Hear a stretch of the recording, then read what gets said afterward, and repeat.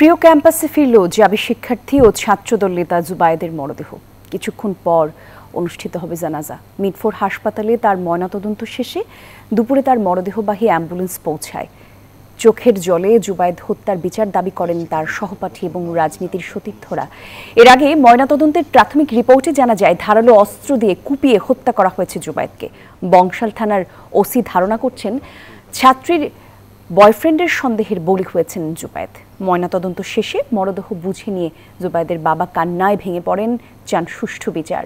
দেখা যায় এরপরে কিন্তু তদন্তে নামে কঠোর বিচার হোক, অতি দ্রুত বিচার হোক, যাতে কোনো দীর্ঘসূত্রিতা না থাকে। জুলাই গণঅভ্যুত্থান পরবর্তী সময়ে সেই ছাত্র হত্যা কেন জানি কোনোভাবেই এই মিছিল বন্ধ হচ্ছে না। 24 ঘন্টার মধ্যে যদি আমরা আশানুরূপ যদি রেজাল্ট না পাই, আমরা রাতের মধ্যে আমাদের কর্মসূচি ঘোষণা করব। খুব ভালো মানুষ ছিল, যে মাইরা থাকে তাকে যে আল্লাহ পাকে সুস্থ বিচার চাই।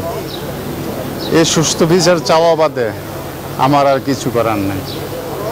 আর ভবিষ্যতে জানি এরকম মায়ের কোল খালি নেওয়া, সেটাও আমি আপনাদের কাছে আবেদন করি এবং সরকারের কাছেও আমি আবেদন